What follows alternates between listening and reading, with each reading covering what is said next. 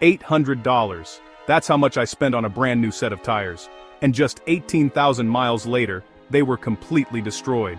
Not worn out normally, not old, destroyed.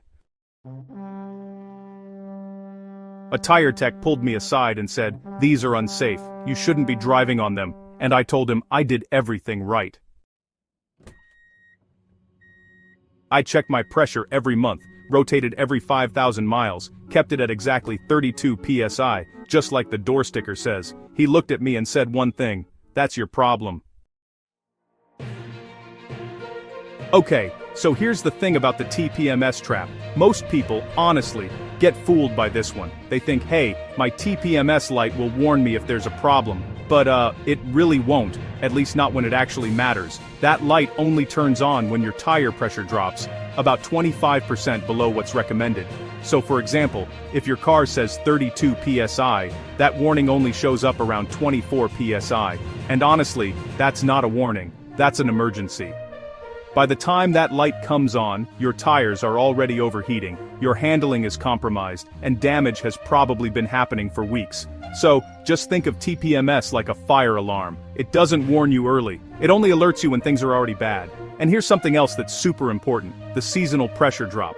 Almost nobody talks about this, but temperature changes actually affect your tire pressure. For every 10 degrees Fahrenheit drop, you lose about 1 psi. So, let's say you set your tires to 40 psi in the summer.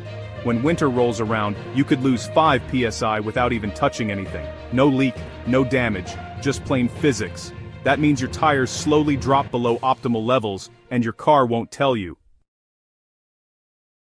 Now, let's talk about the nitrogen scam. You've probably seen it, nitrogen tire fill, $10 per tire. Sounds kind of premium, right? But here's the truth. Regular air is already 78% nitrogen, so you're basically paying for an extra 20%. And the actual benefit? Maybe about 1 psi difference over an entire year.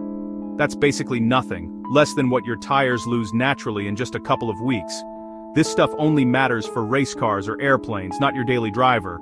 So, who really benefits from all this? Well, there are 3 groups. Manufacturers, they set low pressure for legal protection. Tire shops, they profit when you replace your tires early. And dealerships, they sell you services you don't actually need.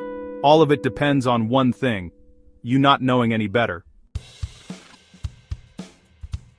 So, what should you actually do? Here's the simple fix. Check your tire's max PSI on the sidewall. Start about 6 psi above whatever your door sticker says, and then adjust based on your wear pattern. Most folks end up somewhere between 38 and 42 psi. After that, just check your pressure once a month when your tires are cold. Use a $15 digital gauge. Seriously, it's that easy.